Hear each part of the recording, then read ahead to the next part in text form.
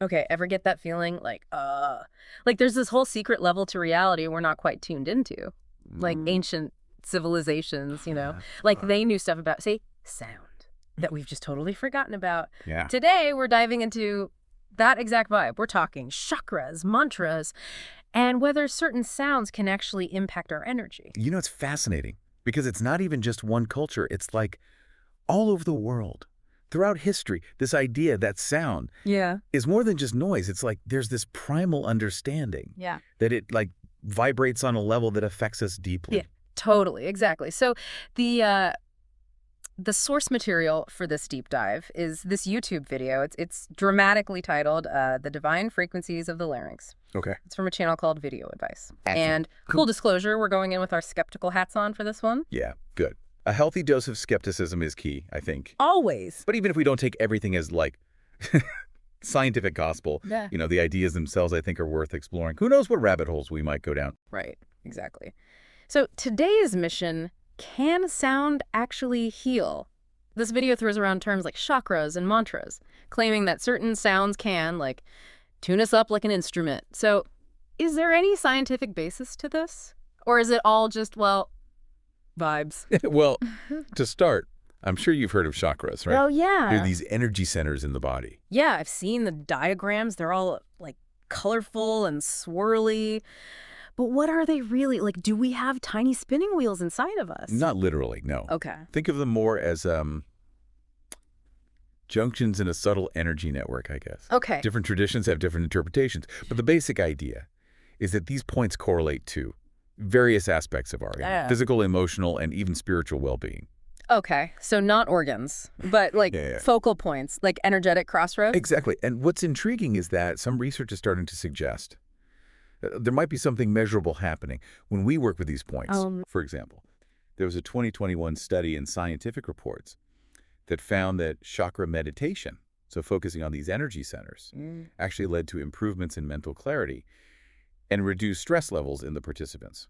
Interesting. So even if the full picture of chakras is still being explored, there's at least some evidence that focusing on these areas can have tangible effects. Right. It's not conclusive proof of everything chakras are said to be, Mm. but it does suggest that something's going on beyond just the placebo effect. Now, where this sound part comes in is through these things called mantras. Ah, yes, the sonic recipes. The video claims that specific sounds are linked to each chakra, and by chanting them, we can, like, That's to our energy.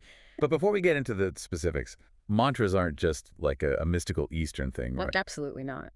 The concept of using repetitive sound to shift mental states is pretty much universal. Think of prayer or chanting in different religions, even certain types of music. Yeah. It's about using sound to focus the mind, to induce a specific state of being. So it's not just the words themselves, but the act of repetition that holds power. Exactly. And the specific sounds this video highlights, the ones associated with each chakra, they all follow a pattern. Okay. They all have that ah vowel sound and end with M, almost like a sonic signature. My big question is there any science to back up the claim that these sounds can actually affect our energy the way the video suggests? That's where things get interesting. The video cites a study from the University of Pennsylvania that found that mantra chanting actually improved cognitive function. Again, not definitive proof, but intriguing nonetheless. Interesting. Yeah. Intriguing. But let's get into the nitty-gritty. So, chanting lamb is supposed to, like, ground me like a tree. Where is the science in that? That's the million-dollar question, right? Yeah. To be clear, the specific claims about these mantras directly affecting the chakras in the way the video describes, that's not exactly scientifically proven yet. Right. However, there are some areas of science that touch on related concepts, and that's where things get really fascinating. Okay, here's where it gets juicy. Tell me more. For example, there's this field called cymatics. Cymatics. It studies how sound vibrations create visible patterns. Okay. Ever seen those videos where sand on a vibrating plate forms intricate shapes? Oh, yeah. Those videos are, like, mesmerizing. So are you saying our voices, like, create those patterns inside of us? Like our organs are doing a little sand dance? Well, it's not quite that literal, Okay. but the principle is similar. Okay. Different frequencies create different patterns, and that's measurable. A pioneer in this field was a Swiss scientist named Hans Jenny, and his work actually showed that sound could not only create these, like, stunning geometric patterns, but also like influence the structure of matter itself. Whoa, okay. So sound can actually shape things. I'm starting to see how this might connect to the idea of sound healing, but how exactly? Well, the video makes a connection to these, like Whoa. toroidal shapes, like a donut, Right. that are supposedly created by these specific sounds. Now, the torus is a real shape. That pops up everywhere in nature and physics, Okay. from smoke rings to the magnetic field around the Earth. So are you saying our voices are making tiny donuts of energy inside of us? Because that's a pretty wild image. It's more of an analogy, Okay. a way to visualize the concept of energy flow. Okay. The idea is that these sounds create like a specific kind of vibrational pattern Yeah. that interacts with our energy field, whatever that may be. Oh, okay, I'm following. But how does that translate to healing? What's the, mechanism there? That's where the video delves into the realm of what's called scalar waves. Scalar. And this is where things get a little more fringe science. Okay. Scalar waves are a theoretical concept, not widely accepted by mainstream physics. Okay. There's supposed to be a type of wave that doesn't travel through space-time as we traditionally understand it. Whoa, okay. We're getting into some pretty out there territory here. So basically, we're talking about sound magic. Well, not quite magic. Okay. But the idea is that sound might be interacting with us on a level that we don't fully grasp yet. Mm-hmm. Some proponents of scalar wave theory believe they could be the mechanism by which sound affects our energy field, potentially even influencing things like cell function and healing. Okay, so we've got this fascinating mix of, hard science, like cymatics, and then, more speculative ideas like scalar waves. It sounds like there is scientific evidence that sound vibrations can have an effect, but the specifics of how it works, especially when it comes to these mantras and chakras, are still up for debate. Exactly. Yeah. It's important to be critical, to not just take everything at face value. Right. But the video also brings up this whole other layer of, ancient wisdom, Yeah. which adds a whole new dimension to the discussion. Right. They talk about how ancient cultures were super into sound and vibration. Even if they didn't have the same scientific language we do, did they stumble onto something we've forgotten? What kind of examples did they give? Well, one example is the ancient Egyptians. They had deities representing breath, voice, and sound. Like Isis was associated with the lungs, Osiris with the larynx, and Horus with the vocal cords. So they had a whole pantheon dedicated to the act of making sound. Exactly. That's pretty awesome. It's like they understood on a fundamental level that sound was more than just noise. Exactly. They saw the breath as this goo, life force. Yeah. And the voice as a way of expressing that energy. It's actually really fascinating how this ties into modern practices like breath work and vocalization, which are becoming increasingly popular, even outside of explicitly spiritual contexts. It's like we're rediscovering the power of sound, even if we don't frame it in ancient Egyptian terms. So Egypt is one example. What other ancient cultures were vibing with sound? Well, the video mentions Vedic traditions from ancient India and the concept of Nada Brahma, Nada Brahma? the world as sound. Oh, yeah, I've heard that term thrown around. So it's not just that sound affects us, but that sound is everything. I'm feeling a little mind blown right now. It's a heady concept for sure. And what modern physics doesn't exactly describe reality in those terms.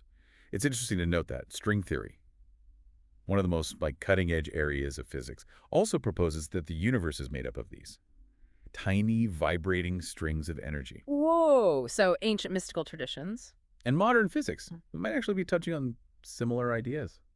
But the fundamental nature of reality. That's wild. Yeah, it's pretty wild. But the video also mentions some more concrete examples like those whistling pots and the Nazca lines. Right. Archaeologists have discovered these clay pots in Mayan and Aztec ruins that are designed to whistle when water boils inside them. Oh, wow. Which suggests a sophisticated understanding of acoustics and a potential ritualistic use of sound. Interesting. And then there are the Nazca lines, those giant geoglyphs in Peru, Yay. which some researchers believe might have been designed to create specific sound effects when walked upon, maybe even resonating with certain frequencies. Okay. Now that's really blowing my mind. So are we saying ancient civilizations were using sound to manipulate energy or consciousness, some kind of ancient sonic technology? Well, it's hard to say for sure without more evidence. Okay. But it's clear that they placed a lot of importance on sound and vibration, even if their understanding was different from modern science. It really makes you wonder what they knew that we've just lost touch with. You know, we tend to think of like ancient practices as primitive, but maybe there's wisdom there that we're only just beginning to like rediscover. Absolutely. It's a great reminder that like our scientific understanding is always evolving. Right. What might seem fringe today could become mainstream tomorrow, just like those chakra meditation studies. Totally. So after this whirlwind tour of sound and vibration from ancient Egypt to scalar waves, where does all this leave us? So what's the takeaway for our listeners? Well, I think we've like explored the claims made in the video, did some intriguing like scientific connections, and even delved into the mysteries of, you know, ancient practices.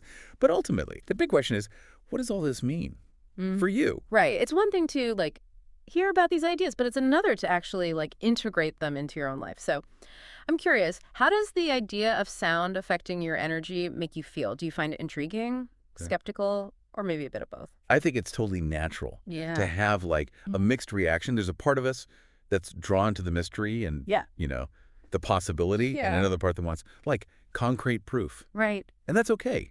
The key is to stay curious, to keep exploring. Exactly. And speaking of exploring, let's do a little thought experiment here. If you were designing an experiment to, like, test the effects of these mantras, what would that look like? Ooh, that's a great question. Well, first and foremost, we need a rigorous, controlled study with a large enough sample size to, you know, rule out chance or placebo effects. Right. We need to carefully measure things like brainwave activity, stress hormones, maybe even changes in the energy field using biofeedback technology. Right. And you'd need a control group that's doing some other kind of like vocalization or meditation, just to like make sure it's not just the act of making sound that's causing the effects. Absolutely. And it would be fascinating to see if different mantras produce like measurably different results, or if it's more about the overall intention and focus. Or the person chanting. That's a great point. Maybe it's not just about like hitting the right frequencies, but about like with the mental and emotional state, those sounds like help you achieve. Like if you're chanting with a sense of peace and focus, maybe that has a different effect than if you're like chanting mindlessly. Exactly. There's so much we don't know yet, which is what makes this such a rich area for like exploration. Maybe one of our listeners will be inspired to like conduct that groundbreaking research. Maybe there's a future Nobel Prize waiting for someone who cracks the code of sound healing. And if you do, hit us up. We'd love to have you on the show to share your findings. But in the meantime, maybe give that a try in the shower later, just for fun, of course. You never know. You might just tap into something profound. And remember, even if you don't achieve like instant enlightenment through sonic vibrations, the very act of like exploring these ideas can expand your perspective and open you up to new possibilities. And that's what the deep dive is all about.